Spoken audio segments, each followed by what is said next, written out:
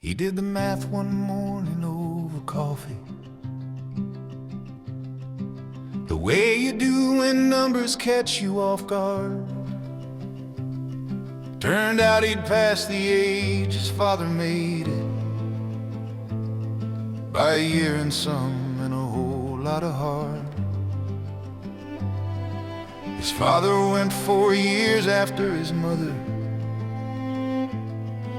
Pneumonia's what they wrote down on the line, but everybody knew he'd just stopped fighting. Some men don't survive that kind of goodbye. He used to think his folks were old at 50, the way that kids see 50 from afar. Now he's standing where they stood and looking backward and thinking, Lord, they weren't that old by far. His mother fought the cancer like she meant it. His father fought until he didn't anymore. And somewhere in between the two of them leaving,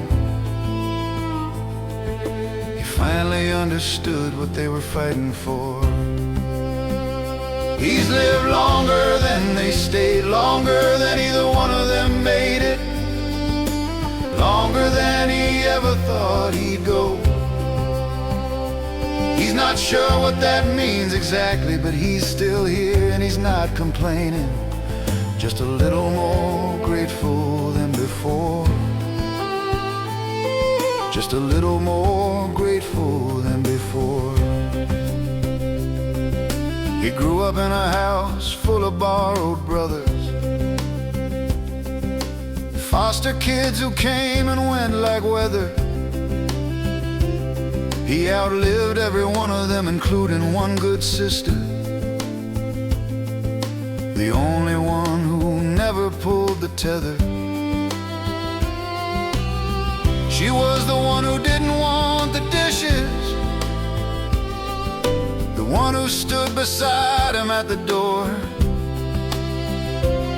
He outlived her too, and that one still sits heavy. Some losses hit you harder than the rest. When they settled up the house his siblings wanted, the furniture, the dishes, and the rugs, he stood there in the doorway, watching all of it, and quietly decided none of it was his to love. He walked away from every stick of it, left his brothers and his sisters to the math. Some things you carry, some things you leave behind, and a house full of arguments wasn't on his path. He's lived longer than they stayed, longer than either one of them made it, longer than he ever thought he'd go. He's not sure what that means exactly, but he's still here and he's not complaining, just a little more grateful than before. Just a little more grateful than before. Now he moves a little slower in the mornings. Now the mirror shows him things he didn't ask, but somewhere in the face of an old man looking back at him, he sees his father smiling through the glass. He came in last, the youngest of them all. The others carried blood he didn't share, a house full of trouble that was never his to own. And he just kept his head and stayed out of their snare. Before his father left, he pulled him close and told him, son, you never once came asking for a thing. Out of everything I'm leaving, and everyone I'm losing. You're the one I'm proud of for the life you built from nothing. And that's the gift his father never gave the others. Not the house, not the dishes, not the rugs. Just a quiet word between a father and his youngest that landed softer than a lifetime full of love. He doesn't spend much time now being heavy about the math of how much time is left.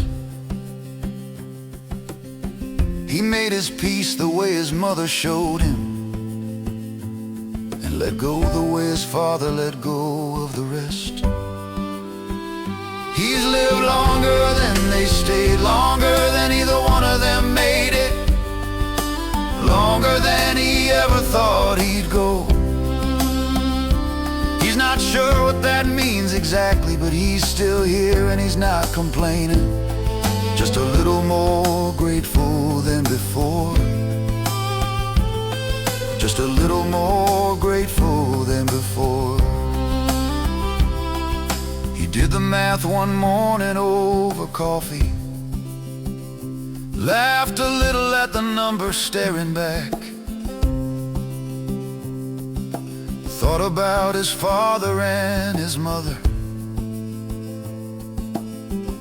and that one sister with the good heart.